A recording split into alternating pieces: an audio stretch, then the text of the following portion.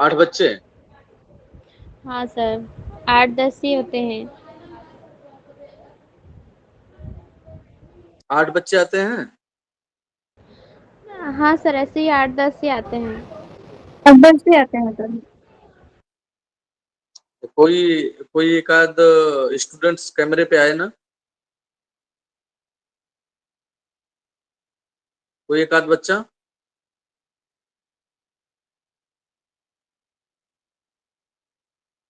आप लोगों को कोई कैमरे पे आ सकता है? नहीं? हेलो? हेलो? जी सर। कोई कैमरे पे आ सकता है बेटा? हाँ सर। कोई एक आए जरा। स्क्रीन शॉट लेना होता है ना? हाँ सर। पूरा अंधेरा दिख रहा है। सर,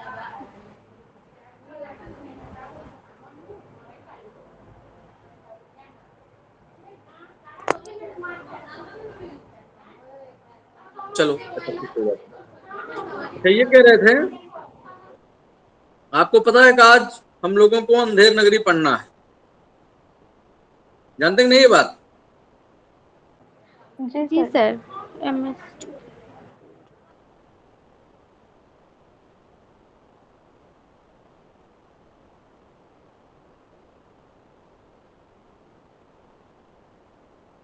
इसलिए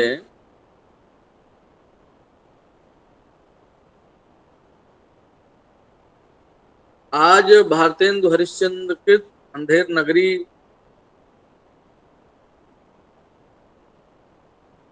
में हमें जिन बिंदुओं को पढ़ना है, जैसे भारतेंदु की नाट्य दृष्टि और अंधेर नगरी,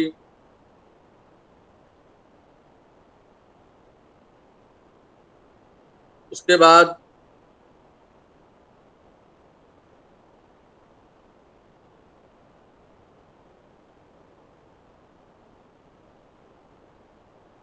उसके बाद सामाजिक यथार्थ के परिप्रेक्ष्य में अंधेर नगरी,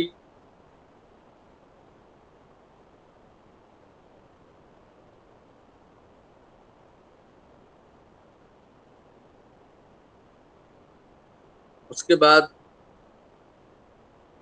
अंधेर नगरी का नाट्य शिल्प। ये 3 बातें पढ़ना। कि अंधेर नगरी का लेखन कब हुआ उस समय? हेलो? जी हेलो? सर। जी सर। जी सर। जी सर। अंधेर नगरी का लेखन कब हुआ, उसके लिखने के सामाजिक संदर्भ, सामाजिक परिप्रेक्ष्य क्या हैं, और साथ ही वह किस शिल्प में लिखा गया, यह बात आप सबको जानने की जरूरत है। इसमें कोई ऐसा बच्चा है, कोई ऐसा बच्चा जो कोई ऐसा व्हाट्सएप ग्रुप है हम लोगों का जिसमें कोई मैटर में भेज सकूं, डाल सकूं? नहीं सर, ऐसे इस बैच का कोई ग्रुप नहीं है, व्हाट्सएप ग्रुप। सर है, लेकिन सारे सब कुछ मतलब जॉइन नहीं हुए हैं शायद, नहीं तो ग्रुप है सर एक। अच्छा, मैं सोच हाँ रहा था सर। कि वो जो प्रहसन है अंधेर नगरी, उसे मैं ग्रुप में भेज देता और उसका वाचन हो जाता, पहले वाचन हो जाता, फिर खटाखट मैं बता देता सर। ऐसा संभव है? सर, हाँ सर, सर अगर लेकिन हम पता नहीं न्यूज़ क्रिएट कर सारे लोग। सकते हैं। अच्छा, किसी के पास अंधेर नगरी की किताब है?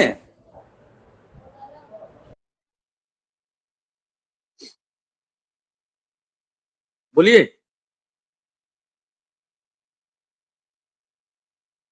बोलिए, बोलिए भाई। जी सर। नहीं है सर। है सर। हाँ, नहीं सर, है? नहीं वो है किताब किसके नाटक वहाँ। किसके पास है किताब? टेक्स्ट बुक किसके मेरे पास पास है? सर, मेरे अच्छा, बुक वाला। Very good, sir very good. IGNOU से जो दिया है गया सर वो वाला नहीं है, वो नाटक है मेरे पास पूरा। हाँ ठीक है, ठीक है, ठीक है।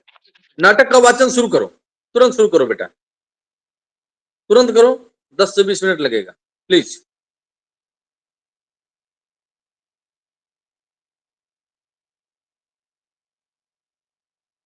शुरू करो बेटा। पूरा अरे पूरा 20 मिनट का है ही कितना हो। बड़ा है सर अरे उस थोड़ा। अरे बेटा हाँ मैं उसको 200 बार पढ़ाऊंगा, जी पढ़ो उसको। जी सर। प्रथम दृश्य में है सब राम भजो राम भजो राम भजो भाई, राम के भजे से गनिया तर गई, राम के भजे से गित गई पाई, राम के नाम से काम बने सब, राम के भजन बिनु सबही नसाई, राम के नाम से दोनों नयन बिनु सूरदास भय कविकुल राई, राम के नाम से घास जंगल की तुलसीदास भय भजी रघुराई। फिर महंत बच्चा नारायण दास, यह नगर तो दूर से बड़ा सुंदर दिखलाई पड़ता है, देख कुछ कुछ भिक्षा अच्छा मिले तो ठाकुर जी को भोग लगे और क्या। फिर नारायण दास, गुरुजी महाराज, नगर तो नारायण के आश्रय से बहुत ही सुंदर है, जो है सो, पर भिक्षा सुंदर मिले तो बड़ा आनंद होए। फिर महंत बच्चा गोवर्धन दास, तू पश्चिम की ओर से जा और नारायण दास पूरब की ओर से जाएगा, देख जो कुछ सीधा सामग्री मिले तो श्री शालिग्राम जी का बालभोग सिद्ध हो। फिर गोवर्धन दास, गुरुजी मैं बहुत सी भिक्षा लाता हूँ, यहाँ के लोग तो बड़े मालवर दिखलाई पड़ते हैं, आप कुछ चिंता मत कीजिए। महंत बच्चा बहुत लोभ मत करना, देखना हाँ, लोभ पाप को मूल है, लोभ मिटवत मान, लोभ कभी नहीं कीजिए, या में नरक निदान।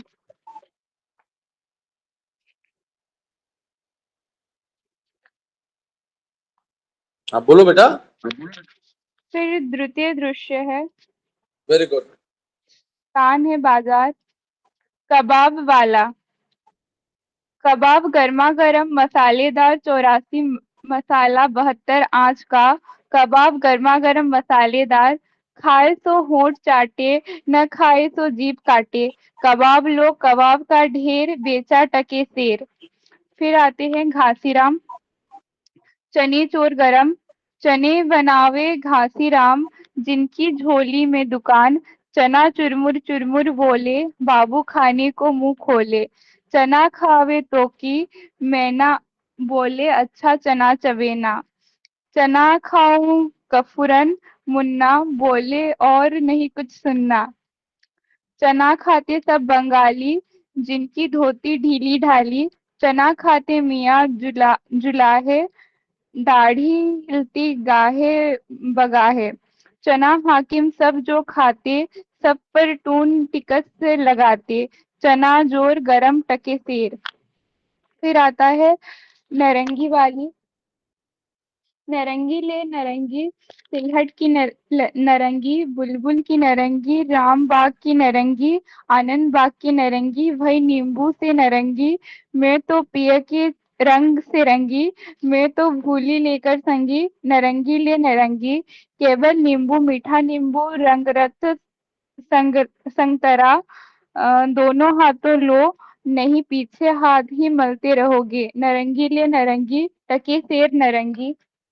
फिर आता है हलवाई, जलेबियां गर्मा गर्म, ले सेब इमरती लड्डू गुलाब जामुन, खुरमा बूंदिया बर्फी समोसा पेड़ कचौड़ी दाल मोठ पकौड़ी, घेवर गुपचुप हलवा हलवा ले हलवा मोहन भोग, मोयनदार कचौड़ी कचाका हलवा नरम चबाका, घी में गरग चीनी में तरातर, चाशनी में चबाचब, ले भूरे का लड्डू, जो खाए सो भी पछताए, जो न खाए सो भी पछताए, रेबड़ी कड़ाका पापड़ पड़ाका, ऐसी जात हलवाई जिसके 36 कौमे हैं भाई, जैसे कलकत्ते के बिल्सन मंदिर के भितरिए, वैसे अंधेर नगरी के हम, सब सामने ताज, खाजा ले खाजा, टके सेर खाजा। फिर आता है कुंडलीन, ले धनिया मेथी सोला पालक चौराई बथुआ करेमो नोनिया, कुल्फा, कसारी, चना, सरसों का साग, मरसा ले बैंगन, लोआ, कोहड़ा, आलू, अरुई, बंडा, नेनुआ, सूरन, राम रतोई, तोरई, मुलई ले आदि मिर्चा, लहसुन, प्याज, टिकोरा ले फालसा, खिरनी, आम, अमरूद, नींबुआ, मटर, होरहा जैसे काजू वैसे पाजी, रेयत रेयत राजी, टके सेर भाजी ले हिंदुस्तान का मेवा, फूट और बेर। फिर आता है मुगल। बादाम, पिस्ते, अखरोट, अनार, बिहरान, मुनका, किशमिश, अंजीर, आवजोस, आलूबोझार, चिलगोजा, सेब, नाशपाती, बिही, संतरा, अंगूर की पिटारी, अमार ऐसे मुल्क जिसमें अंग्रेजी का भी दांत खटका ओ गया, नाहके को रुपया खराब किया, हिंदुस्तान का आदमी लख लख, हमारे यहाँ का आदमी बुम्बक बुम्बक, लो सब मेवा टके सेर। सर ये सब पढ़ना है क्या? पाचक वाला, मछली वाला, जात वाला, ये सब है। बनिया ऐसे सब पढ़ना है, सब पढ़ना। फिर पाचक वाला आता है। चूरन अमल बेदी का भारी, जिसको खाते कृष्ण मुरारी, मेरा पाचक है पचलोना, जिसको खाता श्याम सलोना। चूरन बना मसालेदार, जिसमें खटकी की बहार, मेरा चूरन जो कोई खाए, मुझे को छोड़ कहीं नहीं जाए, हिंदू चूरन इसका नाम, बिलायत पूरन इसका काम। चूरन जब से हिंद में आया, इसका धन बल सभी खटाया, चूरन ऐसे हट्टा कट्टा, कीना दांत सभी का खट्टा, चूरन चला डाल की मंडी, इसको खाएंगे सब रंडी, चूरन अमले सब जो खावे, दूनी रिसावत सूरत पचावे। चूरन नाटक वाला खाते, इसके नकल पचाकर लाते, चूरन सभी महाजन खाते, जिससे जमा हजम कर जाते, चूरन खाते लाला लोग, जिसको अकिल अजीरन रोग, चूरन खावे एडिटर जात, जिसके पेट पचे नहीं बात, चूरन साहेब लोग जो खाता, सारा हिंद हजम कर जाता, चूरन पुलिस वाला खाता, सब कानून हजम कर जाते, ले चूरन का ढेर, बेचा टके सेर। फिर आता है मछली वाली। मछली मछली मछरिया एक टके के बिकाए, लाख टका के बाला, जोबन गाहक सब ललचाए, नैन मछरिया रूप जाल में, देख सहित फंसी जाए, बिनु पानी मछली तो बिरहिया, मिले बिना अकुलाए। फिर आता है जात वाला, ब्रैकेट में लिखा है ब्राह्मण।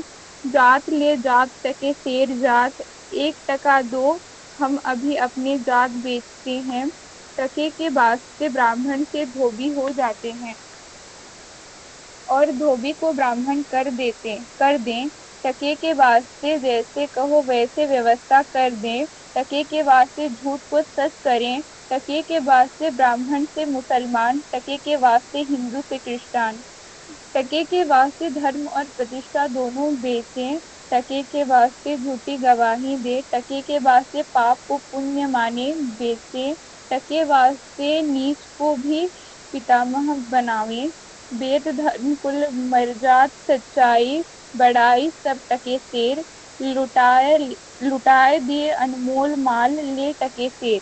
फिर आता है बनिया। आटा दाल लकड़ी नमक घी चीनी मसाला चावल ले टके सेर।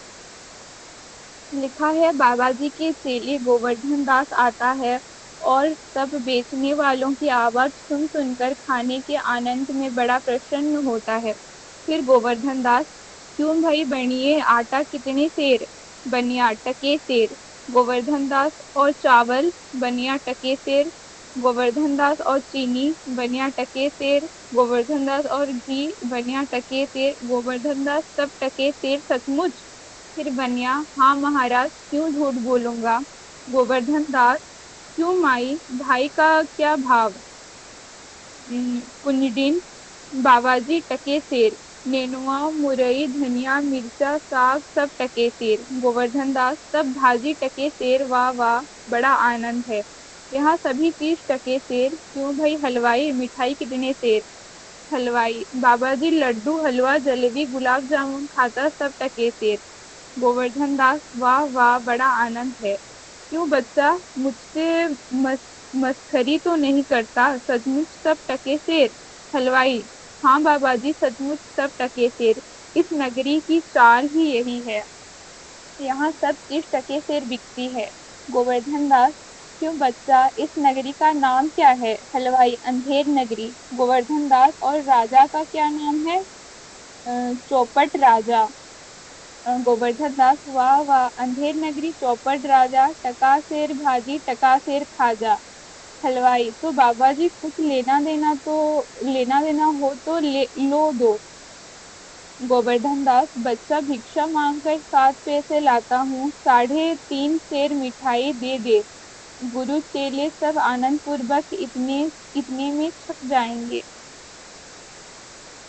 तीसरा दृश्य है कान जंगल। महंत जी और नारायण दास एक ओर से राम भजो इत्यादि गीत गाते हुए आते हैं और एक ओर से गोवर्धन दास अंधेर नगरी गाता हुआ आते हैं। महंत बच्चा गोवर्धन दास कह क्या भिक्षा लाया, गठरी तो भारी मालूम पड़ती है। गोवर्धन दास बाबाजी महाराज बड़े माल लाया हूँ, 3.5 सेर मिठाई है। महंत देखूं बच्चा, वाह वाह बच्चा इतनी मिठाई कहाँ से लाया, किस धर्मात्मा से भेंट हुई। गोवर्धन दास गुरुजी महाराज 7 पैसे भीख में मिले मिले थे, उसी से इतनी मिठाई मोल ली है। महंत बच, बच्चा नारायण दास ने मुझसे कहा था कि यहाँ सब 30 टके सेर मिलती है, तो मैंने इसकी बात का विश्वास नहीं किया। बच्चा यह कौन सी नगरी है और इसका कौन सा राजा है, जहाँ टके सेर भाजी और टके टके ही सेर खाजा है। गोवर्धन दास अंधेर नगरी चौपट राजा टके सेर भाजी टके सेर खाजा। फिर महंत तो बच्चा ऐसी नगरी में रहना उचित नहीं, जहाँ टके सेर भाजी और टके सेर खाजा हो। दोहा है सेठ सेठ सब एक से, जहाँ कपूर कपास, ऐसे देश कुदेश में कबहू न कीजे बात। कोकिल बायस एक सम पंडित मूरख एक, इंद्रायन इंद्रायन दाड़िम विषय जहाँ न नेकू विवेकू। बसिए ऐसे देश नहीं, कनक वृष्टि जो होए, रहिए तो दुख पाइए, प्राण दीजिए रोए। तो बच्चा चलो यहाँ से, ऐसी अंधेर नगरी में 1000 मन मिठाई मुफ्त की मिली तो किस काम की, यहाँ एक क्षण नहीं रहना। गोवर्धन दास गुरुजी ऐसे तो संसार भर में कोई देश ही नहीं है, 2 पैसे पास रहने ही से मजे में पेट भरता है। मैं तो इस नगरी को छोड़कर नहीं जाऊंगा, और जगह दिन भर मांगो तो भी पेट नहीं भरता, बरंच बाजे बाजे दिन उपास करना पड़ता है, तो मैं तो यहाँ रहूंगा। फिर महंत देख बच्चा पीछे पछताएगा। फिर गोवर्धन दास आपकी कृपा से कोई दुख न होगा, मैं तो यह कहता हूँ कि आप भी यहाँ रहिए। महंत मैं तो इस नगरी में अब एक क्षण भर नहीं रहूंगा, देख मेरी बात मान, नहीं पीछे पछताएगा। मैं तो जाता हूँ, पर इतना कहे जाता हूँ कि कभी संकट पड़े तो हमारा स्मरण करना। गोवर्धन दास प्रणाम गुरुजी, मैं आपका नित्य ही स्मरण करूंगा। मैं तो फिर भी कहता हूँ कि आप भी यहीं रहिए।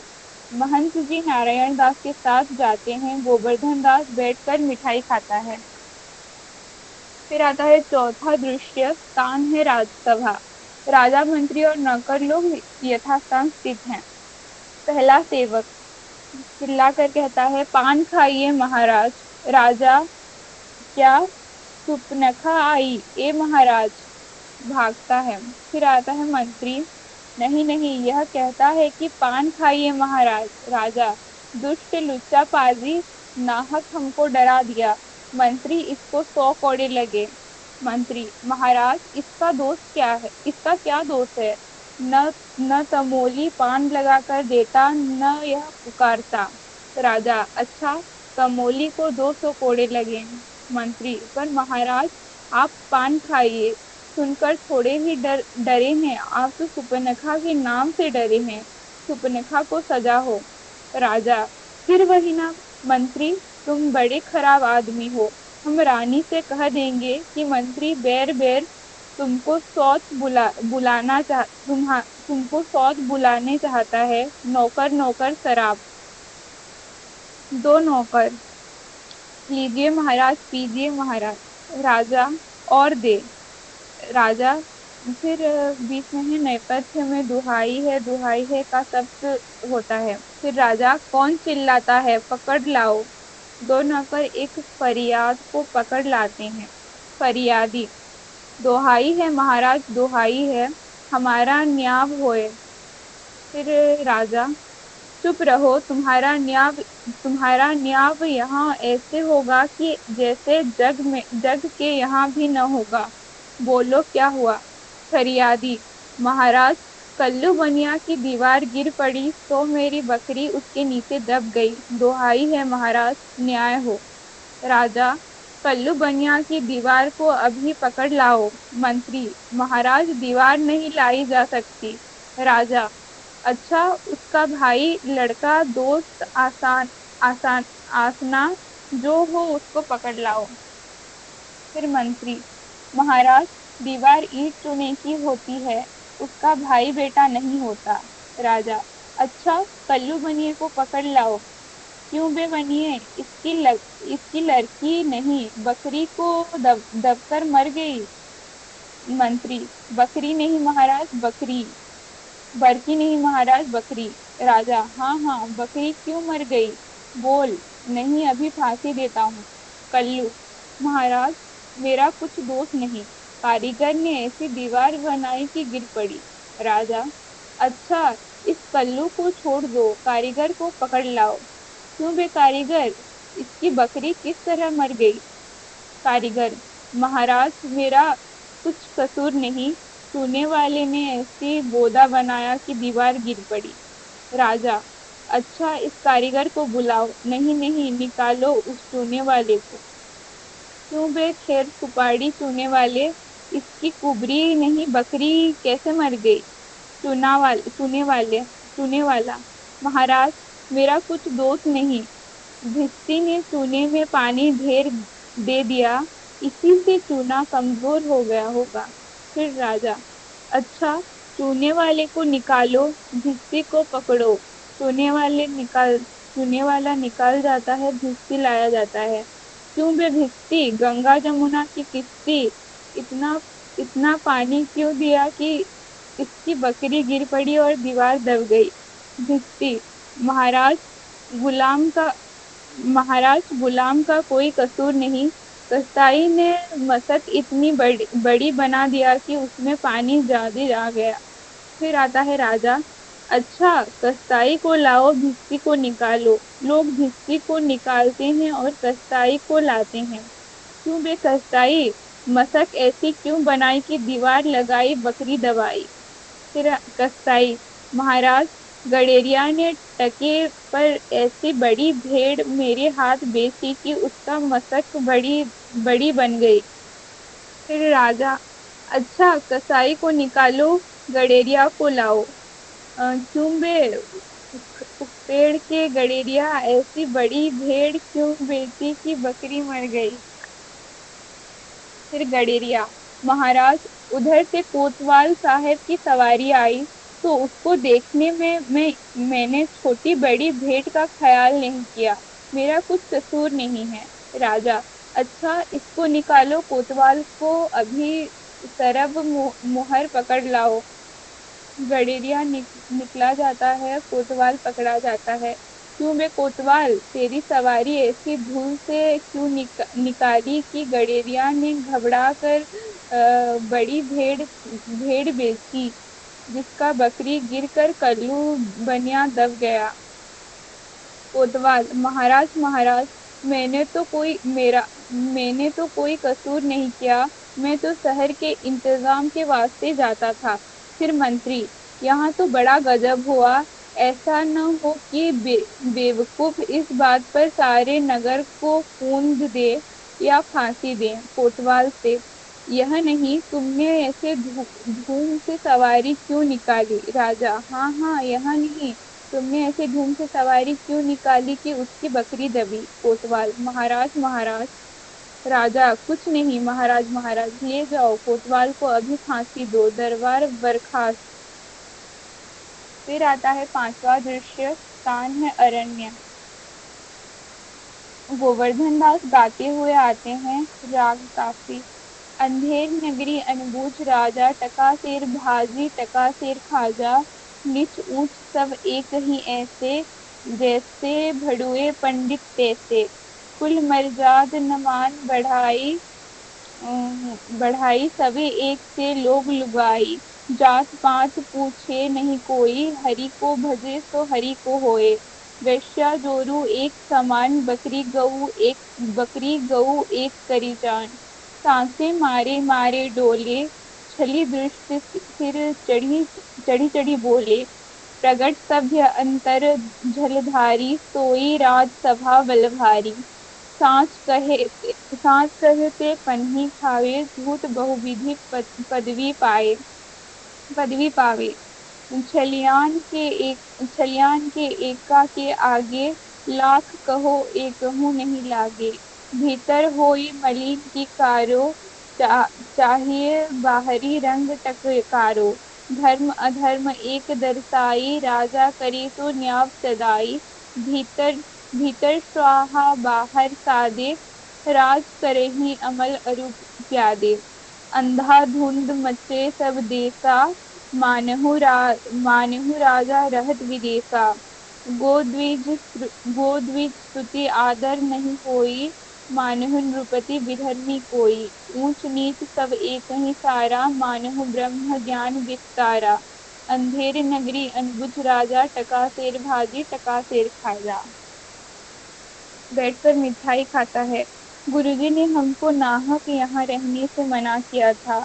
माना कि देश बहुत बुरा है, पर अपना क्या, अपने किसी राजकाज में थोड़े हैं कि कुछ डर हो। रोज मिठाई चावना, मजे से आनंद से राम भजन करना। मिठाई खाता है। चार प्यादे चारों ओर से आकर उसको पकड़ लेते हैं। पहला प्यादा, चल वे चल, बहुत मिठाई खाकर मोटाया है, आज पूरी हो गई। दूसरा प्यादा, बाबा जी चलिए, नमो नारायण कीजिए। गोवर्धन दास, हैं, यह आफत क्या है, कहाँ से आई? अरे भाई, मैंने तुम्हारा क्या बिगाड़ा है जो मुझको पकड़ते हो? पहला प्यादा, आपने बिगाड़ा है या बनाया है, इससे क्या मतलब। अब चलिए फांसी चढ़िए।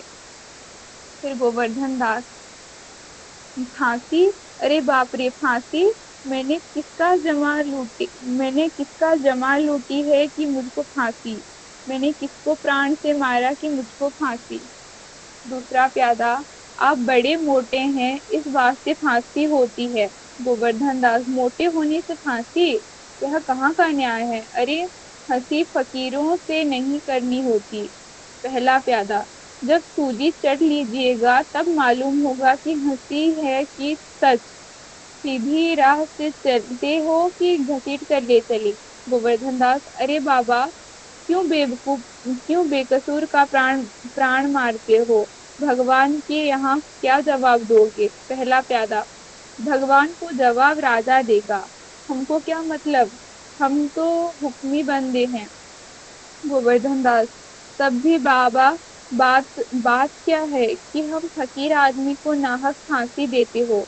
पहला प्यादा, बात है कि कल कोतवाल को फांसी का हुक्म हुआ था। जब फांसी देने को उसको ले गए तो फांसी का फंदा बड़ा हुआ, क्योंकि कोतवाल साहब दुबले हैं। हम लोगों ने महाराज से अर्ज किया, इस पर हुक्म हुआ कि एक मोटा आदमी पकड़कर फांसी दे दो, क्योंकि बकरी मारने के अपराध में किसी न किसी को सजा होनी जरूर है, नहीं तो न्याय न्याय न्याय न होगा। इसी बात से तुमको ले जाते हैं कि कोतवाल के बदले तुमको फांसी दें। गोवर्धन दास, तो क्या और कोई मोटा आदमी इस नगर भर में नहीं नहीं मिलता जो मुझ अनाथ फकीर को फांसी देते हैं। पहला प्यादा, इसमें दो बात है। एक तो नगर भर में राजा के न्याय के डर से कोई मुटाता ही नहीं। दूसरे और किसी को पकड़ें तो वह न जाने क्या बात बनावे कि हम ही लोगों के सिर कहीं न गहराए। और फिर इस राज में साधु महात्मा इन्हीं लोगों की तो दुर्दशा है। इससे तुम्ही को फांसी देंगे। गोवर्धन दास, दुहाई परमेश्वर की, अरे मैं नाहक मारा जाता हूँ। अरे यहाँ बड़े ही अंधेर हैं। और एक गुरुजी महाराज का कहा मैंने न माना, उसका फल मुझको भोगना पड़ा। गुरुजी कहाँ हो? आओ मेरे प्राण बचाओ। अरे मैं बेअपराध मारा जाता हूँ। गुरुजी गुरुजी, गोवर्धन दास चिल्लाता है। प्यादे लोग उसे पकड़कर ले जाते हैं। फिर आता है छठा दृश्य। स्थान है स्मशान का। गोवर्धन दास, हाय बाप रे, मुझे बेकसूर ही फांसी देते हैं। अरे भाइयों, कुछ तो धर्म विचारो। अरे मुझ गरीब को फांसी देकर तुम लोगों को क्या लाभ होगा? अरे मुझे छोड़ दो, हाय हाय। पहला सिपाही, अभी चुप रहे। राजा का हुक्म भला कहीं टल सकता है? यह तेरा आखिरी दम है। राजा का नाम ले। बेफायदा क्यों शोर करता है? चुप रहे। गोवर्धन दास, हाय, मैंने गुरुजी का कहना न माना, उसी का यह फल है। गुरुजी ने कहा था कि ऐसे नगर में न रहना चाहिए। यहाँ मैंने न सुना। अरे इस नगरी का नाम है अंधेर नगरी और राजा का नाम चौपट है। तब बचने की कौन आशा है? अरे इस नगरी में ऐसा कोई धर्मात्मा नहीं है जो इस फकीर को बचाए। गुरुजी कहाँ हो? बचाओ गुरुजी गुरुजी। रोता है। सिपाही लोग उसे घसीटते हुए ले चलते हैं। गुरुजी और नारायण दास आते हैं। गुरु, अरे बच्चा गोवर्धन दास, तेरी यह क्या दशा है? गोवर्धन दास, गुरुजी, दीवार के नीचे बकरी दब गई तो इसके लिए मुझे फांसी देते हैं। गुरुजी बचाओ। गुरु, अरे बच्चा, मैंने तो पहले ही कहा था कि ऐसे नगर में रहना ठीक नहीं। तूने मेरा कहना नहीं सुना। गोवर्धन दास, मैंने आपका कहा नहीं माना, उसी का यह फल मिला। आपके सिवाय अब ऐसा कोई नहीं है जो रक्षा करे। मैं आप ही का हूँ, आपके सिवा और कोई नहीं। महंत, कोई चिंता नहीं, नारायण सब समर्थ हैं। सुनो, मुझको अपने शिष्य को अंतिम उपदेश देने दो। तुम लोग तनिक किनारे हो जाओ।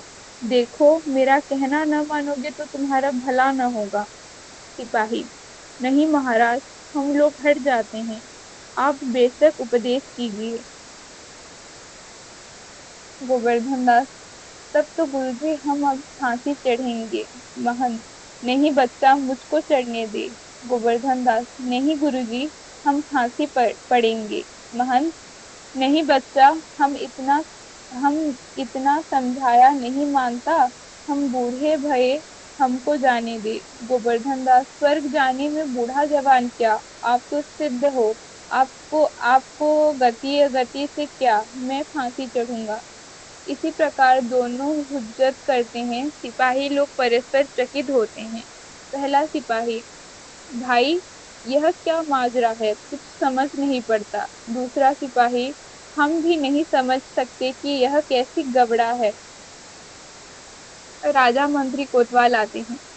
राजा, यह क्या गोलमाल है? पहला सिपाही, महाराज, चेला कहते हैं मैं फांसी चढ़ूंगा, गुरु कहता है मैं चढ़ूंगा। कुछ मालूम नहीं पड़ता कि क्या बात है। राजा, बाबा जी, बोलो, काहे को आप फांसी चढ़ते हैं? महंत, राजा, इस समय ऐसा साइत है कि जो मरेगा सीधा वैकुंठ जाएगा। मंत्री, तब तो हम फांसी चढ़ेंगे। गोवर्धन दास, हमको हमको तो हुक्म है।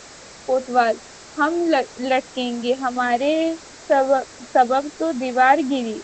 राजा, चुप रहो सब लोग। राजा के आछत और कौन बैकुंठ जा सकता है? हमको फांसी चढ़ाओ जल्दी जल्दी।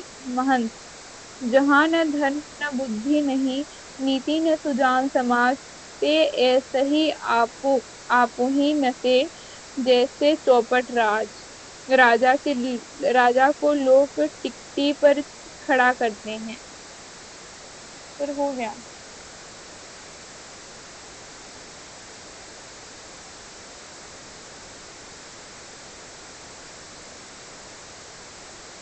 फिर आवाज नहीं आ रही। हाँ, मैंने कहा बेटा, बहुत बहुत बधाई, बहुत अच्छा प्रोनाउंसिएशन, बहुत ही धारा प्रवाह वक्तव्य, बिना किसी गलती के, बिना किसी भूल के। मैं बहुत धन्यवाद सर। चकित हूँ। आप थोड़ा स्क्रीन पर आए तो मैं बच्चों से परिचय कराऊं आपका, कि आप कितनी योग्य और कितनी ही अच्छी हैं, पढ़ाई में कितनी गंभीर हैं, कितनी निष्ठावान।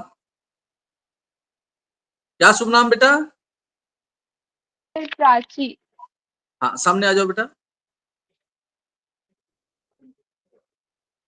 सब लोग प्राची को देखिए। कहाँ के रहने वाली हो बेटा? Sir Papanga, Bargarh district.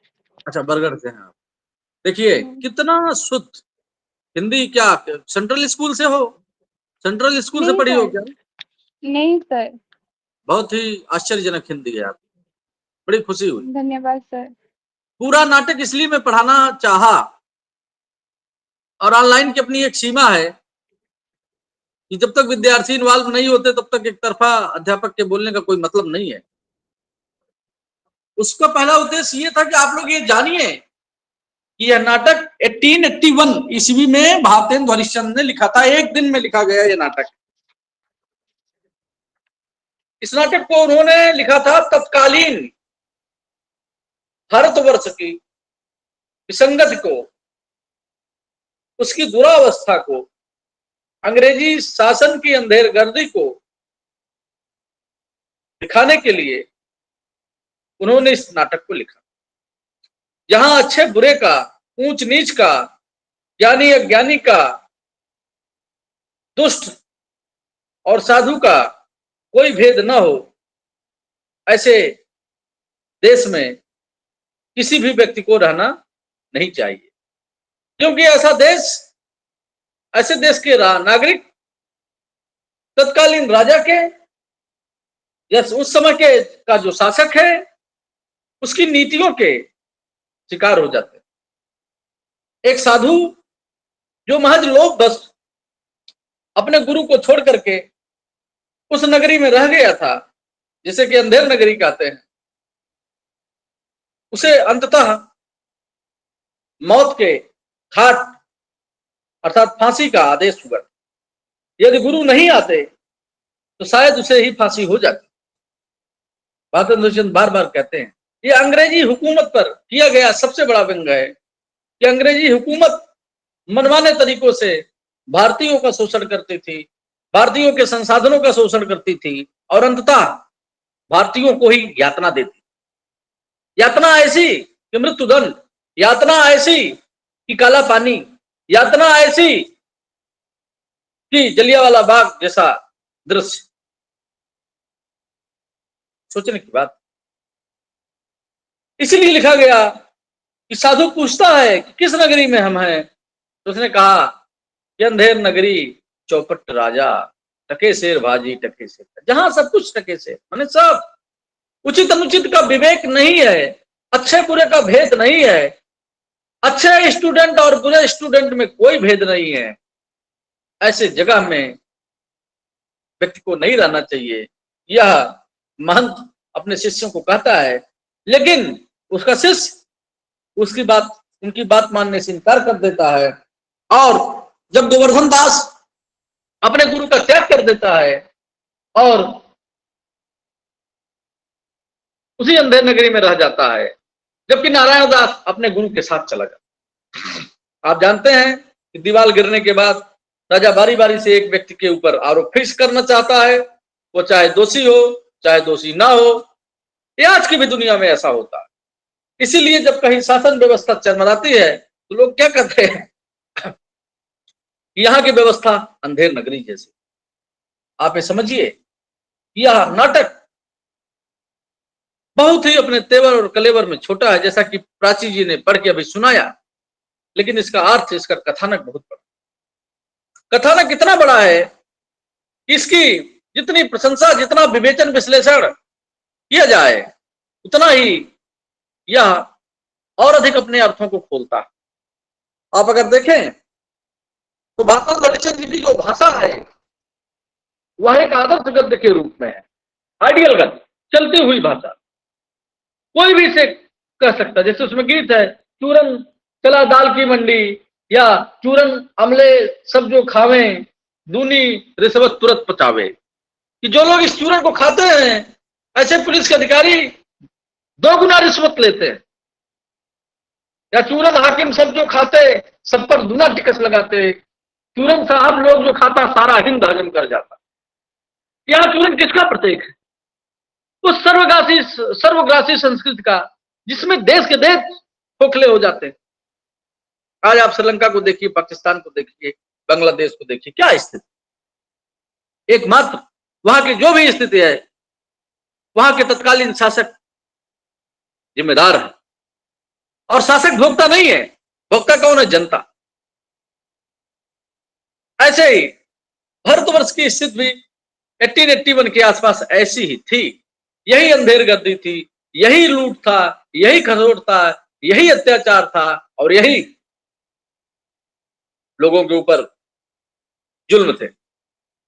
इसीलिए एक रात में लिखा गया ये नाटक है, जिसे लिखकर स्वयं मंचन हुआ था इसका। और आप ये जानिए कि ये नाटक इतना लोकप्रिय हुआ कि आज इस नाटक के 100 वर्ष से भी अधिक हुए। 1881 से 1981, और 1981 के बाद अभी 2025 चल रहा।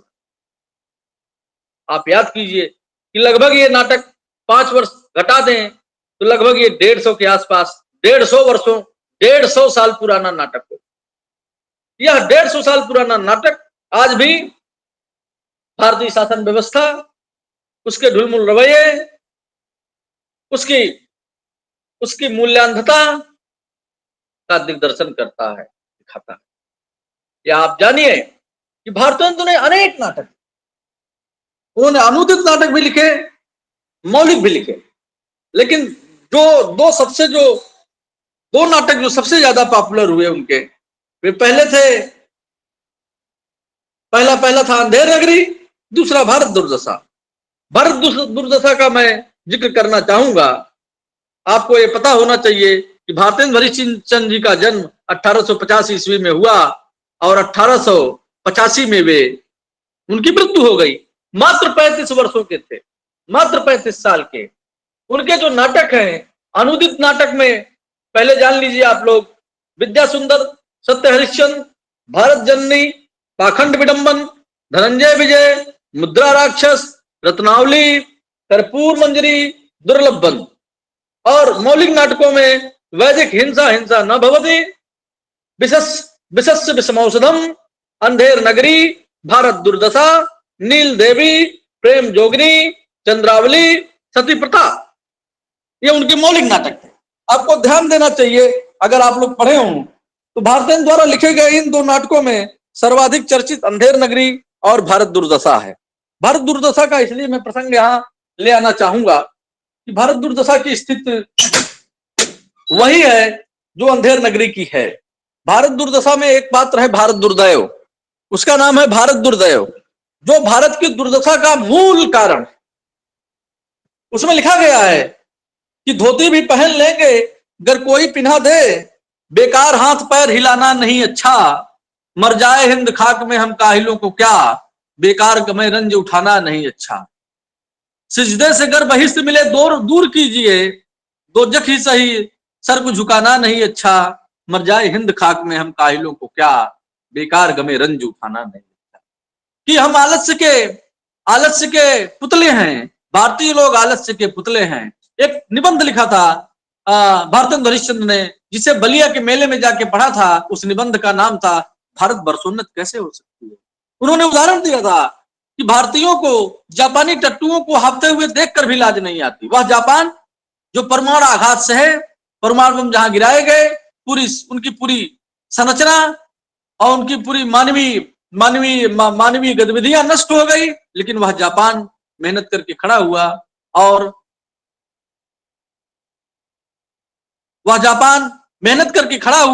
आज एशिया के पहले विकसित देशों में गिना जाता है, developed country, not developing, developed country. तो ऐसे जापान से भारतीयों ने कुछ नहीं सीखा और 200 वर्षों से अधिक गुलामी मोल ली। आपको पता नहीं है कि बेटा यह देश जितना आजाद नहीं हुआ है उससे 4-5 गुना ज्यादा गुलाम था। याद कीजिए, अंग्रेजों से पहले मुगल आक्रांता आए, कौन नहीं आया इधर, सब आके शासन करके गए और हम सोते रहे। हमारे अंदर राजनीतिक चेतना का अभाव रहा। हमें यह समझ में नहीं आया कि हम भी मनुष्य हैं, हमें भी स्वावलंबी और स्वतंत्र जीवन जीना है। देश की आजादी हमारे लिए कोई बड़ी बात नहीं थी, सबके सब डूबे रहे। आप ही बताइए, 1857 की क्रांति हुई, ईस्ट इंडिया कंपनी कब आई?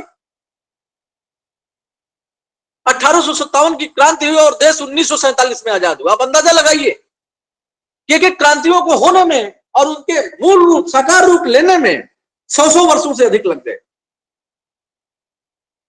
कौन नहीं आया इधर? इसीलिए रविन्द्रनाथ टैगोर ने भारतवर्ष को महामानवों का समुद्र कहा। मैं बार बार ये कहना चाहता हूं, ये भारतेंदु हरिश्चंद्र क्यों आधुनिक साहित्य के निर्माता थे? वो सिर्फ आधुनिक साहित्य के नहीं, आधुनिक भारतवर्ष के भी निर्माता थे। उन्होंने भारतीयों की उस स्थिति पर कुठाराघात किया जिसके मूल में आलस्य था। और भर्तृहरि ने अपने नीति शतकम में लिखा है कि आलस्य ही मनुष्याणाम शरीरस्थो महान रिपु, कि आलस्य ही मनुष्य की शरीर का सबसे बड़ा शत्रु है। हम गुलाम हुए अपने आलस्य के कारण, हम पिछड़ गए अपने आलस्य के कारण, हमसे कोई काम नहीं हुआ उसके लिए हमारा आलस्य जिम्मेदार है। यह सबको जानना चाहिए। और मैं बार बार कहता हूं कि जब तक आप इस बात को नहीं जानेंगे तब तक किसी भी साहित्यिक परंपरा का और उसके सामाजिक प्रभाव को आप ठीक ठीक नहीं जान पाए। भारतेंदु हरिश्चंद्र न सिर्फ निबंधकार थे बल्कि वे नाटककार थे, और नाटककार के साथ साथ कवि थे। उनकी कविताएं पढ़िए, कविताओं में भी वही पीड़ा है, नाटकों में भी वही पीड़ा है। और ध्यान रखिएगा कि यह नाटक रचना भी लगभग 400 वर्षों बाद संभव हुई। उसके सूत्र में भी मान लीजिए नहुस नाटक पहला है गिरधर कविराय का, भारतेंदु की फैमिली से ही है वो। लेकिन नाटकों का लेखन भी इन्होंने इसलिए शुरू किया कि जैसे आज यूट्यूब है, जैसे आज गूगल है, जैसे आप आज और सोशल मीडिया प्लेटफॉर्म है, वैसे उस समय नाटक हुआ करते थे। नाटकों को देखने के लिए भारी भीड़ इकट्ठा होती थी, उसके मंचन के लिए लोगों में उत्सुकता रहती थी। वे सामाजिक संदेश को प्रसारित करने के सबसे बड़े माध्यम।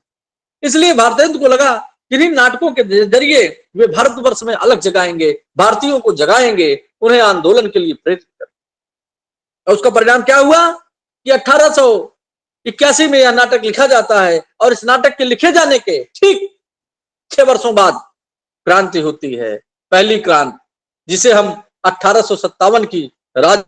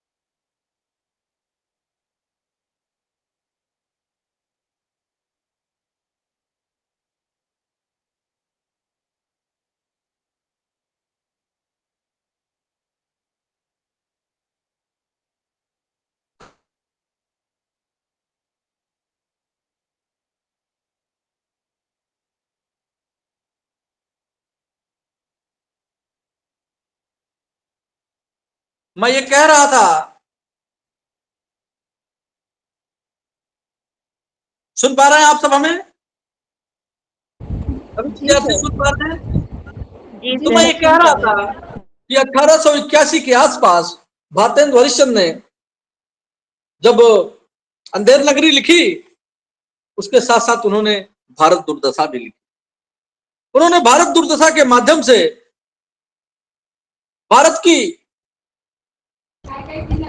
भारत की बुरा अवस्था का चित्रण किया। और भारत दुर्दशा नाटक जो है अपने आप में, जी क्या हुआ?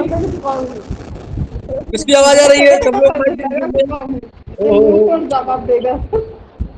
कौन है? माइक बंद करो। किस बच्चे की माइक, किस बच्चे का माइक ऑन है? बंद कीजिए।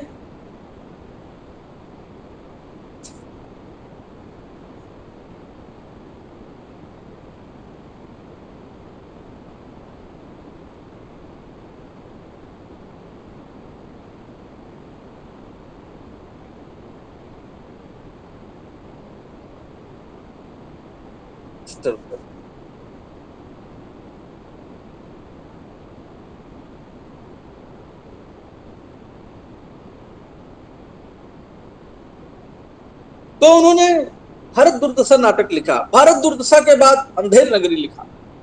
उन्होंने तत्कालीन सामाजिक सांस्कृतिक परिस्थितियों के भीतर जाकर उन तत्वों की तलाश की जो भारतवर्ष की गुलामी में अपना योगदान दिए थे, या जिनके कारण भारतवर्ष गुलाम हुआ था।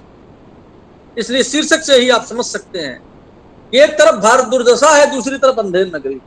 एक तरफ अंग्रेजों का दमनकारी शासन तंत्र है, तो दूसरी तरफ भारतीयों का आलस्य है, उनका प्रमाद है, उनकी अवज्ञा है, उनकी संस्कारहीनता है। इन दोनों ध्रुवों के बीच भारतवर्ष की जनता आजादी के लिए झूल रही। और झूलना कैसा कि न कोई नेतृत्व, न कोई आगे आने वाला, न कोई नेता। आप बताइए कि 1857 की जो राज्य क्रांति हुई थी, उसमें कितने लोग ऐसे थे जो उस समय तक बहुत लोकप्रिय हो गए? कोई नहीं। आप ही लोगों की तरह उम्र में थे। आप ही लोगों की उम्र में चंद्रशेखर आजाद, भगत सिंह, सुखदेव, राजगुरु, ये सब शहीद हो गए थे। सोचिए, छोटे छोटे बच्चे। नाथूराम शर्मा शंकर त्रिशूल लिखते हैं कि देशभक्त वीरों मरने से नेक नहीं डरना होगा, प्राणों का बलिदान देश की वेदी पे करना होगा। ऐसी ओतप्रोक्त कविताएं। मखनलाल चतुर्वेदी लिखते हैं कि मुझे तोड़ लेना बनमाली, उस पद पर देना तुम फेंक, मातृभूमि पर शीश चढ़ावे, जिस पर जावे वीरन पुष्प की अभिलाषा। तो अंधेर नगरी और भारत दुर्दशा जैसी कृतियां वो इसलिए क्लासिक हैं, उसे हम 150 वर्षों बाद भी आज पढ़ रहे हैं। आप ध्यान रखिए बच्चों कि चंद 5-6 वर्षों बाद अंधेर नगरी अपने 150 वर्ष पूरा करेगी। मतलब 1.5 माने 150 वर्ष के बाद भी यह कृति पढ़ी जा रही है, क्योंकि आज भी देश आजाद है, लेकिन शासन तंत्र वैसा ही है। अंधे अंधा ठेलिया दोनों खूब पड़न। नेतृत्व का अभाव है, विश्वास का अभाव है, दृष्टि का अभाव है। एक ऐसा राजा जिसमें न विश्वास है, न दृष्टि है, न न्याय के प्रति आग्रह है, वह किसी को भी फांसी देने पे तुला है। इस बात के लिए एक दीवार गिरने से बकरी मर गई। इन बिंदुओं को यह कहकर कि आजादी के पहले का लिखा गया नाटक है और इसमें सिर्फ स्वतंत्रता की चेतना से ओतप्रोत बातें हैं, एक नाकाफी। ऐसी कृतियां हैं कि जो स्वतंत्र भारत में भी नागरिकों को अपने दायित्व बोध का याद दिलाती हैं, उन्हें क्या करना है क्या नहीं, उन्हें उचित अनुचित का विवेक और साथ ही साथ संग्रह त्याग न बिनु पहचाने कि क्या चुने क्या छोड़े, इस बात के लिए भी प्रेरित करते हैं। बार बार गुरु की महत्ता का भी इसमें चित्रण है। आखिर गुरु जब जाने लगा अपने बच्चे से कहा कि अगर ये गांव, अगर ये देश ऐसा है, शहर ऐसा है जहां टके सेर भाजी, टके सेर खाजा, कपड़ा भी टके सेर है, सोना भी टके सेर है, सब कुछ है, तो उसने कहा इस राजा का नाम क्या है इस देश का जहां सब कुछ एक ही दाम में बिक रहा है, अच्छे बुरे का सब का भाव एक है, कूड़ा भी टके सेर है, सोना चांदी भी टके सेर है। तो किसी ने कहा चौपट राजा। तब उन्होंने कहा हो, ऐसा देश जहां नेतृत्व क्षमता का अभाव हो, जहां दृष्टिहीनता हो, जहां लोगों में शासन सत्ता के प्रति विश्वास ना हो, उस देश में नहीं रहना चाहिए। पाकिस्तान इसका सबसे बड़ा उदाहरण। जब गुरु ने कहा कि बेटा नारायण दास, गोवर्धन दास, तुम लोग मेरे साथ चलो, यहां रहना ठीक नहीं है, तो गोवर्धन दास ने कहा नहीं गुरुजी, ऐसी अच्छी जगह कहीं और नहीं मिलेगी, सब कुछ कितना सस्ता है, जो मन में आए सो खाएं, जितनी देर हो उतनी देर सोएं, कोई रोक टोक नहीं, कुछ नहीं। और बाद में गुरु बहुत समझाते हैं, लेकिन गोवर्धन दास गुरु की बात नहीं मानते। महंत और नारायण दास अंधे नगरी छोड़कर चले जाते हैं, लेकिन गोवर्धन दास जस का तस वहीं बैठा है। और वह व्यंग करता है किस पे? अपने गुरु के ऊपर, अपने गुरु शिष्य गुरु भाई के ऊपर, कि नाहक गुरु जी ने मना किया था, दिन भर राम नाम करना और मजे मजे से मिठाई चाभना, और कोई दूसरा काम यहां नहीं है। लेकिन एक ऐसा क्षण आता है जब राजा अंध न्याय देने के होड़ में बारी बारी से सबको फांसी पे चढ़ाने की कोशिश करता है, लेकिन फांसी का फंदा ढीला होने के कारण यह तय होता है कि किसी सबसे मोटे आदमी को ढूंढ कर लाइए, क्योंकि उसे बकरी की मृत्यु का न्याय कर। और अंत में राजा के सिपाही ढूंढते ढूंढते अपने राज्य में, अंधेर नगरी में, उस सबसे मोटे आदमी की तलाश करते हैं जिसका नाम गोवर्धन दास। गोवर्धन दास एक जगह बैठ करके मिठाई खा रहा था, उसके बाद राम राम जप रहा। तब तक राजा के 4 सिपाही आके उसे पकड़ ले। पकड़ते वक्त राजा के 4 सिपाही क्या कहते हैं, अगर आप लोग उस कथन को ध्यान दें, अभी प्राची प्रभा जी ने पूरा नाटक पढ़ा, मैंने जानबूझ के पढ़वाया। तो राजा के 4 सिपाही गोवर्धन दास का दोनों हाथ पकड़कर बोलते हैं कि बाबा जी अब चलिए नमो नारायण कीजिए। बाबा समझ नहीं पाते कुछ, ये नमो नारायण का मतलब क्या है? क्यों कहते हैं, क्यों साधुओं से मस्करी करते हो? मस्करी माने मजाक। वो कहते हैं चलिए जब फांसी चढ़ लीजिएगा तो समझ में आ जाएगा हम मजाक कर रहे हैं कि सही बोल रहे हैं। और बहुत आनाकानी करता है गोवर्धन दास, किंतु राजा के सिपाही उसको लाद करके घसीटते हुए फांसी राज दरबार में लेके जाते। एक ऐसे क्षण में जब पूरी प्रजा कराह रही है, सज्जन और असज्जन के बीच कोई भेद नहीं है। गीता में कहा गया है परित्राणाय साधूनां विनाशाय च दुष्कृतां धर्म संस्थापनस्य संभवामि युगे युगे। कि साधुओं की रक्षा करना और दुष्टों का संहार करना, अगर सृष्टि में इसके उल्टे हो जाए कि दुष्टों की रक्षा करना और साधुओं का संहार करना, तो ऐसे विषम समय में ईश्वर का उदय होता है। महापुरुष लोग संभवामि युगे युगे, अभ्युत्थानम धर्मस्य, धर्म के उत्थान के लिए युग युग में राम और कृष्ण जैसे जन्म। गुरुदेव ने कहा था बच्चा ठीक है मैं तो जा रहा हूं, तुम्हारा अपनी गुरु परंपरा के प्रति, गुरु के प्रति कोई लगाव नहीं है, कोई मोह नहीं है, कोई विश्वास नहीं है, लेकिन तुम मेरे शिष्य हो, मैं तुमसे प्यार करता हूं, बहुत स्नेह करता हूं। कभी कोई विपत्ति आए, कोई संकट आए तो मुझे जरूर याद कर। फिर नारायण गोवर्धन दास कहता है गुरु जी आप नाहक यहां से जाते हैं, मैं तो कहता हूं कि आप भी यहीं रहें और आराम से मिठाई चाभें। लेकिन गुरु शीघ्र ही नारायण दास को लेकर उस राज्य से, अंधेर नगरी से निकल। जब संकट में पड़ा गोवर्धन दास और उसे लगा कि उसे बचाने वाला कोई नहीं है इस दुनिया में, तो बार बार अपने गुरु को याद कर रहा है, गुरु का आवाहन कर रहा है। गुरु अचानक और कहते हैं अरे नारायण दास तेरी ये दशा क्या हुआ? गुरु जी मुझे फांसी दी जा रही है, अमुक अमुक कारण। गुरु जी चकित कहते हैं कि बेटा मैं तो तुमको मना किया था कि तू इस नगरी में मत रहा, यहाँ सब अंधेर है, कभी भी तुम अपशगुन का शिकार हो जाओगे। लेकिन तुम नहीं माने। अच्छा कोई बात नहीं, अभी कुछ बिगड़ा नहीं है, मैं कोशिश करता हूं तुम्हारी आत्मरक्षा, जीवन दान तुम्हें मिले। इसी बीच गुरु एक यत्न करते हैं और बोलते हैं कि हमारा शिष्य चूंकि फांसी पे जाने वाला है, इसलिए उसे अंतिम उपदेश दे देने दीजिए, क्योंकि मैं उसका आचार्य हूं, गुरु। और उपदेश देने के दौरान एक ऐसी स्थिति बनती है कि गुरु शिष्य आपस में ही लड़ने लगते हैं। गोवर्धन दास क्या कहता है, उस समय का दृश्य आप लोगों को याद नहीं होगा, मुझे याद है, मैं बोल रहा हूं। वो कहता है, महंत कहते हैं कि बच्चा गोवर्धन दास, इस समय मैं फांसी पे चढ़ूंगा। गोवर्धन दास कहता, नहीं गुरुजी मैं चढ़ूंगा, आप तो सिद्ध पुरुष हैं, आपको गति की क्या चिंता, आप फांसी चढ़े चाहे स्वाभाविक रूप से मरे, आपको तो स्वर्ग जाना ही जाना है। लेकिन इस समय मुहूर्त अच्छा है, इसलिए मैं फांसी पे चढ़ूंगा, सीधे स्वर्ग चला जाऊंगा।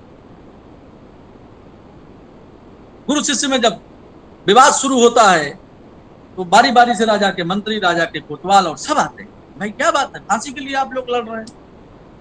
तो मूर्ख राजा को लगता है कि जब स्वर्ग मिल ही जाएगा बिना किसी श्रम के, स्वर्ग क्या है, स्वर्ग और अपवर्ग में कोई अंतर नहीं। स्वर्ग और अपवर्ग की जो लौकिक अवधारणा है क्या है, आप लोग जानते हैं? इसी पृथ्वी पर स्वर्ग है बेटा, इसी पे नर्क। स्वर्ग और अपवर्ग की स्थिति क्या है पता है? स्वर्ग में क्या है, नर्क में, माने मान लो मृत्यु लोक नर्क है, यहां लोगों के हाथ बंधे हुए हैं और सबके सामने खाने का सुंदर प्लेट। तो लोग क्या कर रहे हैं, उस एक प्लेट से खुद खाने के लिए सीना झपटी कर रहे हैं, सीना झपटी कर रहे हैं, हाथ बंधे हैं, खाएंगे कैसे, पीछे की ओर हाथ बंधे हैं, सीना झपटी कर रहे हैं।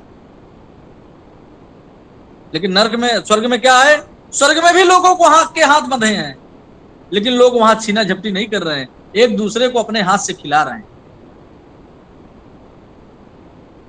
स्वर्ग में एक व्यक्ति दूसरे व्यक्ति को अपने हाथ से खिला रहा है, दूसरा व्यक्ति तीसरे व्यक्ति को हाथ से खिला रहा है, हाथ बंधा है वहां भी, नर्क में भी हाथ बंधा है। नर्क में छीना झपटी चल रही है, स्वर्ग में परस्पर सहयोग। तो स्वर्ग और नर्क ये मन के विकल्प। मुनव्वर राना जैसे लोग लिखते हैं कि पैदा यहीं हुआ था, यहीं पर मरूंगा मैं। वे लोग और थे जो कराची चले गए, अपने देश को ही सबसे बड़ा स्वर्ग कहा गया है। राम ने क्या कहा था लक्ष्मण को कि अब स्वर्णमयी लंका नमे लक्ष्मण रोचते, जननी जन्म भूमिश्य स्वर्गादपि गिरीयस। सोने लंका, श्रीलंका बहुत ही समृद्ध है, पूरा घर सोने का है, राजमहल, लेकिन अपनी जो जन्मभूमि है वो स्वर्ग से सुंदर है, स्वर्ग से भी अधिक महत्वपूर्ण है। इसीलिए गोस्वामी तुलसीदास ने उत्तरकांड में जब भगवान राम पशु विमान से सवार होकर अयोध्या आ रहे हैं तो विभीषण, सुग्रीव, जामवंत सबको परिचय कराते हैं, और परिचय कराते हुए क्या कहते हैं कि बंदा हूं अवधपुरी अति पावन, कि मैं अयोध्या, अवधपुरी मैंने अयोध्या की वंदना करता हूं जो अत्यंत पवित्र है। क्यों पवित्र है? कहते हैं कि यद्यपि सब बैकुंठ बखाना, वेद पुराण विदित जुग जाना, अवधपुरी मम प्रिय नहीं सो, यह प्रसंग जाने को। यद्यप लोगों ने अयोध्या की प्रशंसा, स्वर्ग की प्रशंसा की है, लेकिन वह स्वर्ग भी मुझे अयोध्या से ज्यादा प्रिय नहीं है। बैकुंठ से भी ज्यादा मैं अयोध्या को प्रेम करता हूं, क्योंकि मेरा यहां जन्म हुआ। लोगों ने स्वर्ग की प्रशंसा की है, लेकिन मैं स्वर्ग से भी ज्यादा अपनी जन्मभूमि को प्रेम। आज क्या कारण है कि जिस धर्म के आधार पर विभाजन हुआ, आप पाकिस्तान बांग्लादेश की स्थिति देखिए और भारत की स्थिति देखिए, सिर्फ राजनीतिक चेतना पर ही सब कुछ निर्भर नहीं होता। राजनीतिक चेतना एक महत्वपूर्ण औजार है सामाजिक परिवर्तन, लेकिन व्यक्ति चेतना भी होनी चाहिए, व्यक्ति का समर्पण भी होना चाहिए। सबको यह समझना चाहिए कि अंधेर नगरी नाटक लगभग 150 वर्ष होने वाले हैं, फिर भी आज उतना ही महत्वपूर्ण है जितना कभी 1881 में हुआ करता। इसी 1881 में अंग्रेजों का दमन जारी था, और दमन इस कदर बढ़ गया था कि इस नाटक के लिखे जाने के ठीक 6 वर्षों बाद 1857 में 1857 में स्वाधीनता संग्राम होने के बाद लगभग और 24 वर्ष लगे कि लेखक को लगा कि यह उचित समय है जब भारतवर्ष को की आजादी के लिए ऐसे साहित्य की रचना हो, ऐसे नाटक प्रहसन लिखे जाए जो जल्दी से जल्दी लोक में प्रसारित हों, जो लोग नहीं पढ़ सकते हैं, जो लोग निरक्षर हैं, साक्षरता की कमी है, वे देख करके सुन करके प्रेरित हों और राष्ट्र को स्वाधीन कराने के लिए संघर्ष। 1857 का प्रथम स्वाधीनता संग्राम और भारतेंदु के नाटकों में यही अंतःपुत्रता। आप देखेंगे भारतेंदु की उम्र कितनी थी, आपको जानकर आश्चर्य होगा। जो महज 35 वर्ष से इस दुनिया में, 35 साल का एक लड़का, आज युवा की परिभाषा कितनी है? 40 वर्ष। जो 40 वर्ष का है उसे युवा कहा जाता है साहित्य की दुनिया में। जो 39 ईयर का है उसे क्या कहा जाएगा? युवतर। 1850 में भारतेंदु हरिश्चंद्र जन्मे थे।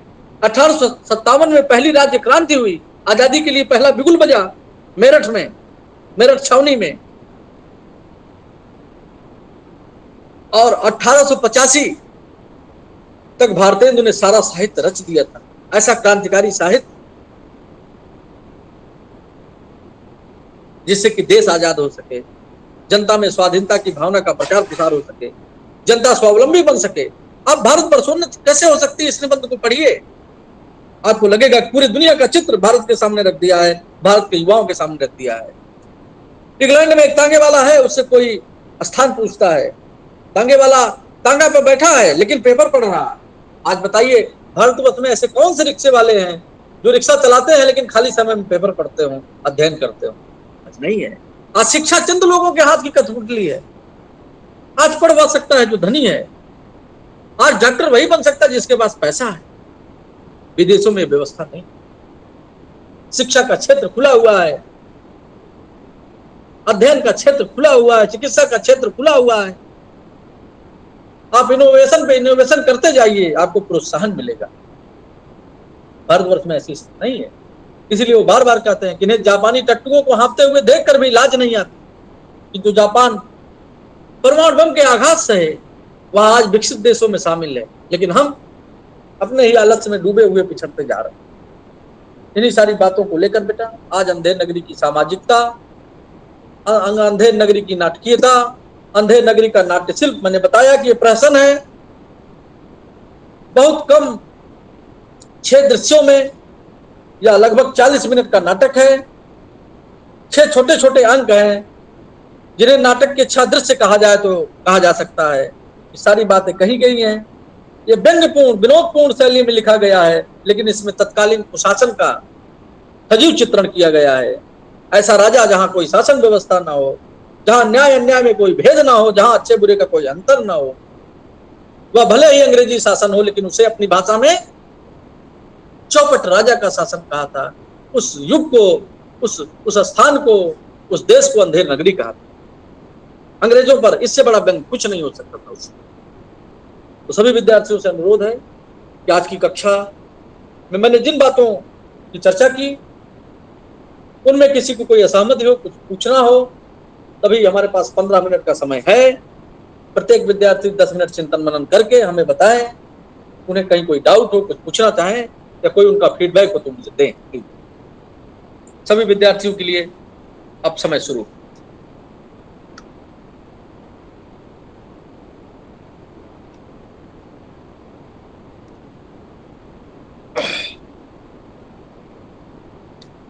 सारे बच्चे हैं आप लोग कि सो गए सब लोग?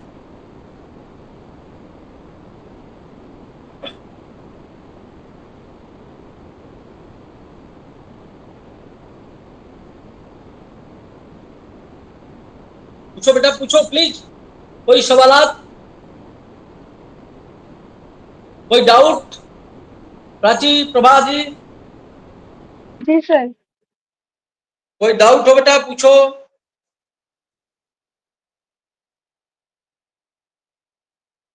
कोई कुछ कहना हो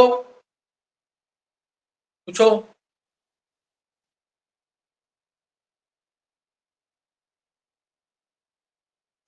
पूछो बेटा।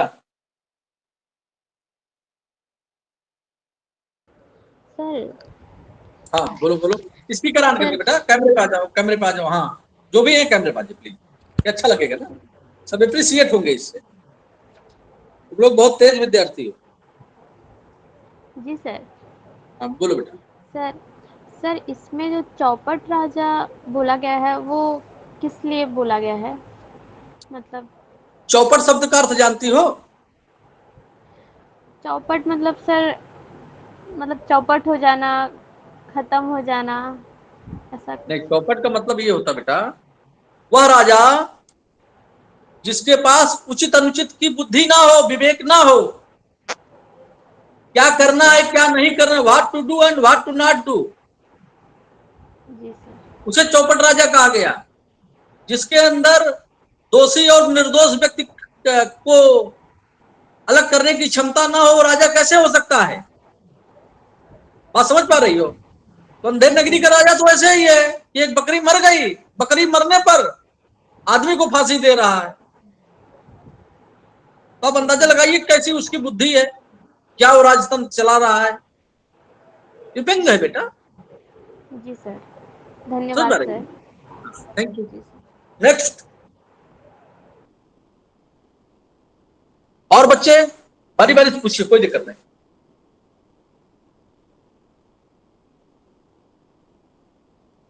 लीजा जी हैं, उपमा जी हैं, सीमा जी हैं, मधुस्मिता है, प्राची, प्रभा है, शुभश्री जी हैं। इन लोगों को मैं देख रहा हूं, मैंने इनके नाम दिख रहे हैं यहाँ।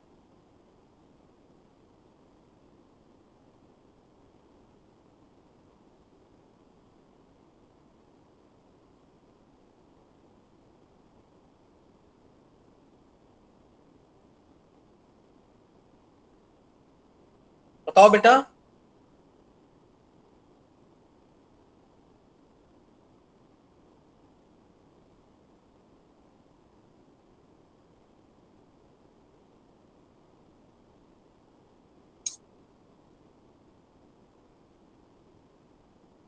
लीजा जी, लीजा जी, जी सर। हाँ आ जाओ बेटा, स्क्रीन पे आ जाओ, पूछो। पूछो, कुछ पूछना अच्छा लगता है ना, इससे कन्वर्सेशन होना चाहिए। आ जाइए प्लीज।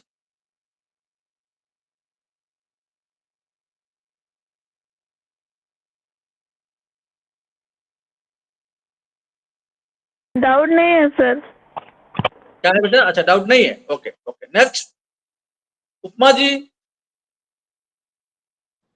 नमस्ते सर। नमस्कार, स्क्रीन पे आ जाओ बेटा। सर ये मैंने ना, ये जो पेपर है 2 और 6, ये दोनों अभी जुलाई में दिए हुए हैं, जून में। उसके बारे में मैं कुछ नहीं जानता बेटा। तो मैं इसलिए तो बस हाँ, मैंने बस आपसे इंट्रोड्यूस होने के लिए आज ज्वाइन कर लिया था सर। अच्छा ठीक है, कोई बात। हाँ, ठीक है सर। नेक्स्ट।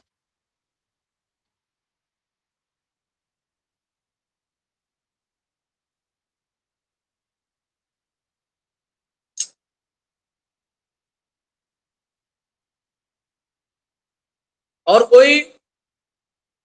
शुभश्री, रजत,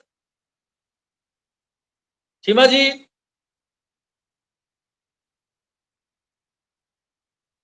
आप लोग आइए, सामने आइए, अपने सवाल रखिए, अपने अनुभव बताइए।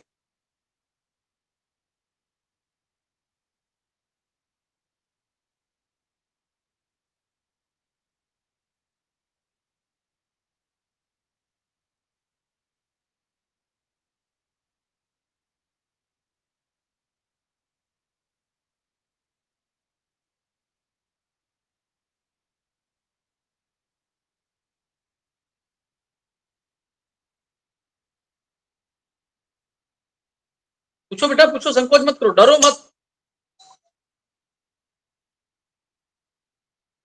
बोल दो जरा।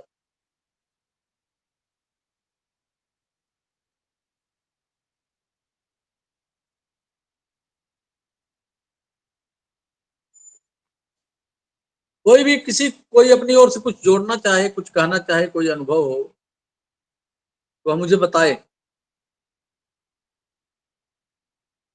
कल चंद्रगुप्त के बारे में पढ़ना है हम लोगों को। आप लोग जानते हैं कुछ?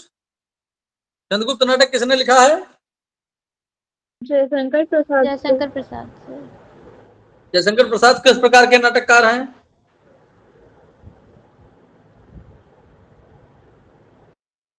बताइए।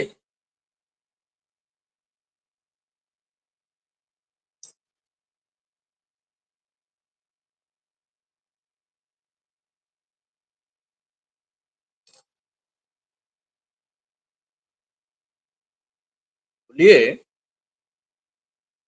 ऐतिहासिक नाटककार। राष्ट्रीय चेतना के से ओतप्रोत नाटककार नहीं है।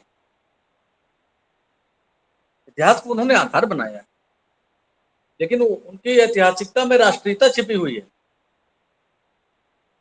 समझ पा रहे बेटा? स्कंदगुप्त, चंद्रगुप्त, इतिहास उनका उद्देश्य था कि भारतीय इतिहास के स्वर्णिम कालखंडों का दिग्दर्शन कराना। समझ पा रहे मेरी बात? इतिहास के माध्यम से वे राष्ट्रीयता और आधुनिकता की अलग जगह रहे। समझ रहे हो ना? उनके ऐतिहासिक नाटकों में कल्पना और इतिहास और कल्पना का मणिकांचन योग। समझ पा रही हो? नहीं समझ पा रही हो? स्कंदगुप्त नाटक कब लिखा गया? बता सकता है कोई तारीख? मान सन 1928 में बेटा, 1928।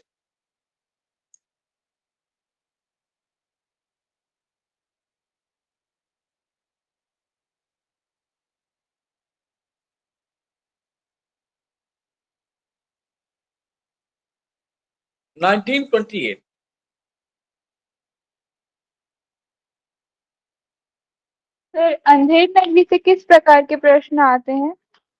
जैसे अंधेर नगरी की प्रासंगिकता पर प्रकाश डालिए, या अंधेर नगरी का मूल उद्देश्य क्या है, अपने शब्दों में समझाइए। ठीक है?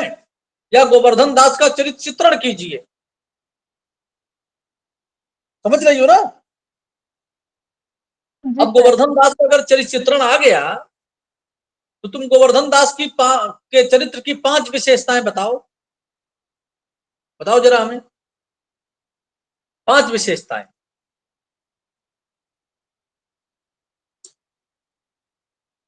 बोलो। सर वो अपने गुरु के जो आदेश है उसकी अवहेलना करता है। वो ठीक जब है। जाने के लिए पूछते हैं तो मना कौन करता कौन है। बोल रहा है? कौन और बोल रहा है? सर कौन? अच्छा, प्राची बोल रही है। ठीक है। गुरु की के और आदेश की अवहेलना करना, बहुत अच्छा शब्द यूज किया हाँ आपने। अवहेलना उसका करता है। उसके चरित्र की पहली विशेषता क्या होगी? अवज्ञाकारी। क्या? जी सर। अवज्ञाकारी है। ठीक है, आगे। सर वो शायद अंधेर नगरी के मतलब वहां पर जो देखता है वो कि सब कम कम दाम में मिलता है तो वो लोभ के कारण वहां रुकना चाहता है। तो दूसरी विशेषता क्या हुई? लोभी। जी ठीक है ना? अवज्ञाकारी, जी लोभी। सर। और आगे? अम, और बताओ। और नहीं पता सर और। अवज्ञाकारी, लोभी, आलसी। जी आलस्य भी है। ठीक है ना? जी सर। हाँ अदूरदर्शी। अदूरदर्शी माने गुरु उसके दूरदर्शी थे। उनको हाँ समझ में आ गया था कि अगर नगरी में, इस नगर में अगर ज्यादा दिन और रह गए तो सब के सब फंस जाएंगे किसी न किसी प्रॉब्लम में। जी। लेकिन वह दूरदर्शी नहीं था। वह जो हाँ है मूल्यांध था, लोभी था। उसको लगा कि कुछ करना धरना नहीं इस नगरी में, सिर्फ बैठना है, राम भजन करना है और दिन भर मिठाई चावना है। इस चक्कर में वो अंधेर नगरी में पड़ा का पड़ा रह गया। जबकि गुरु बार बार कह रहे थे बेटा यहाँ मत रहो, ये जगह ठीक नहीं है।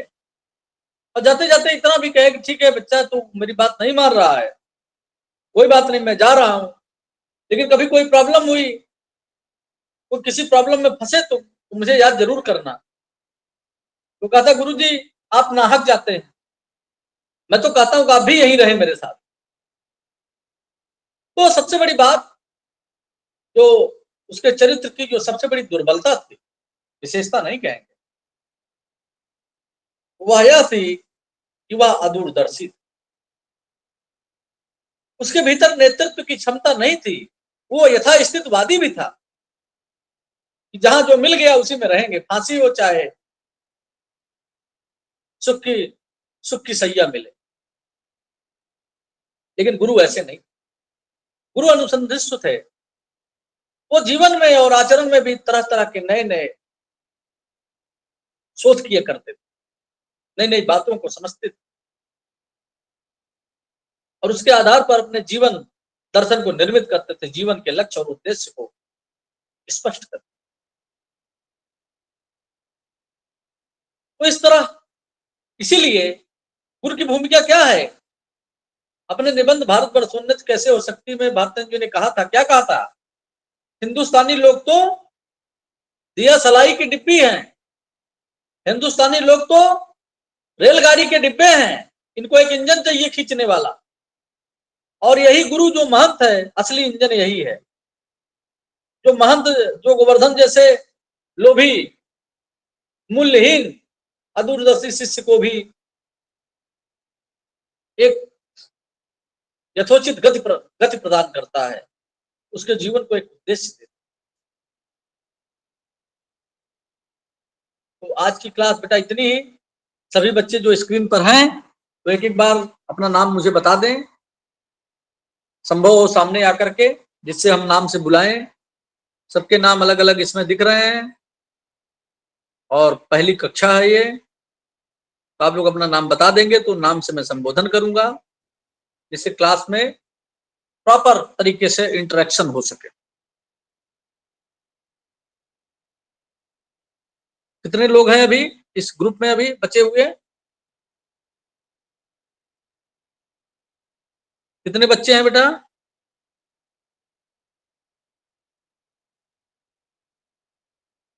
तो 10 बच्चे। अच्छा, इसमें 3 दिख रहा है, ओनली 3। ये इतने हैं और 3 अदर्स नेक्स्ट पेज पे। अच्छा ठीक है। अच्छा मुझे स्क्रीनशॉट लेना है, एक बार आप लोग कैमरे ऑन कीजिए, वो लगाना होता है ना।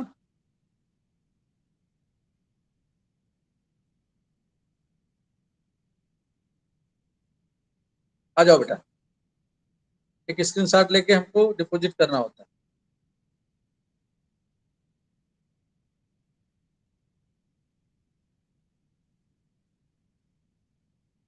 कोई आ रहा है?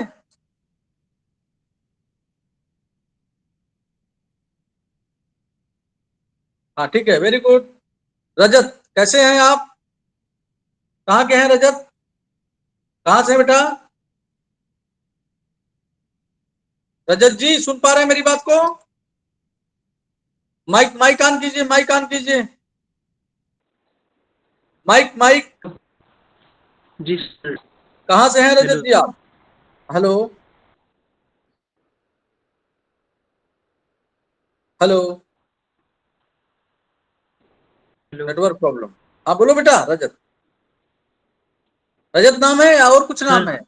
गणेश गणेश नाम है? सर।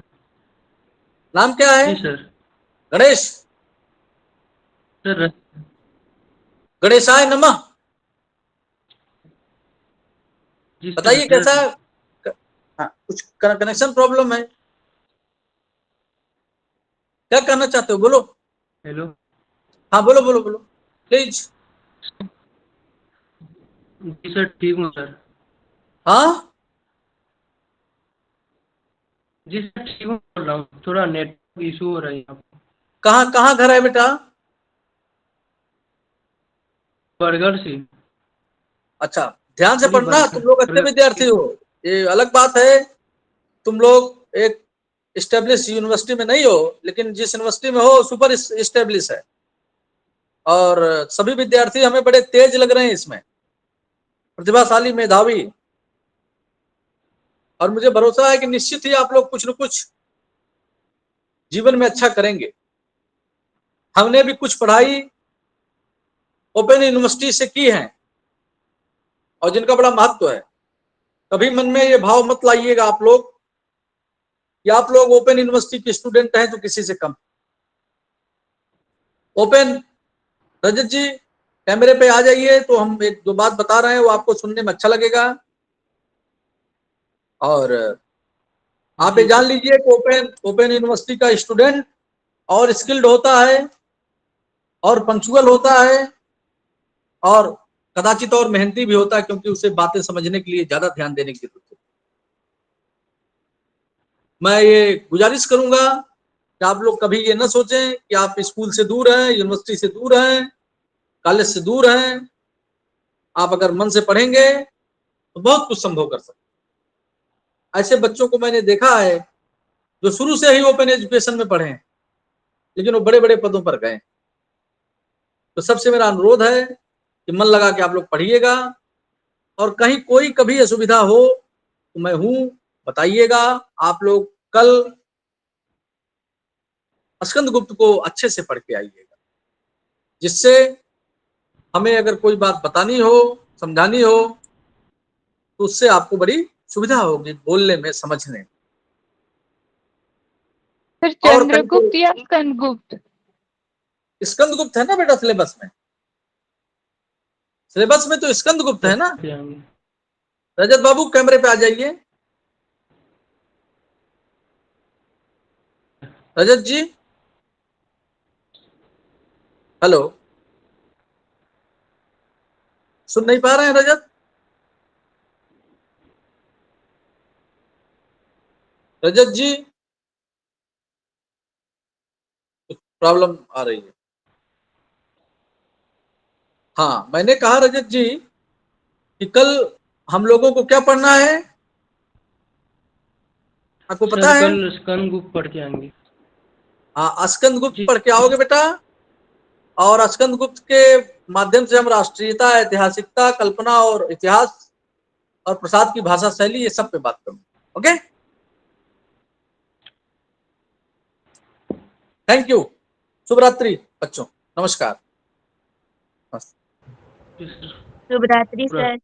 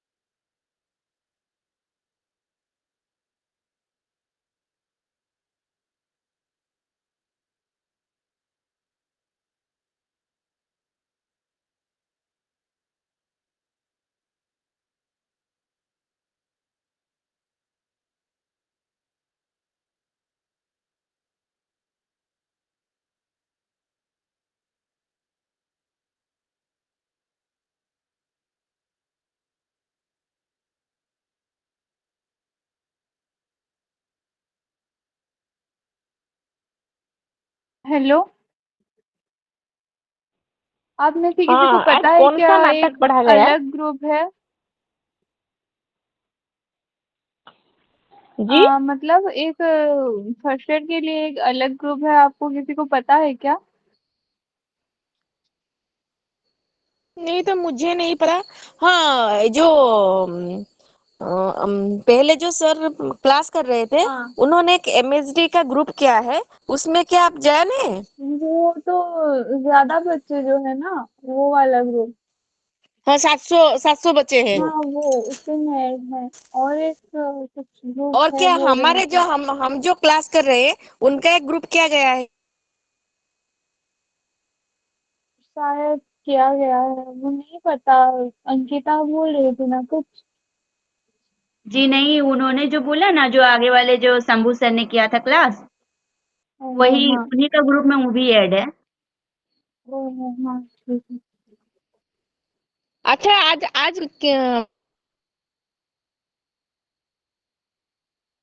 जी बोलिए।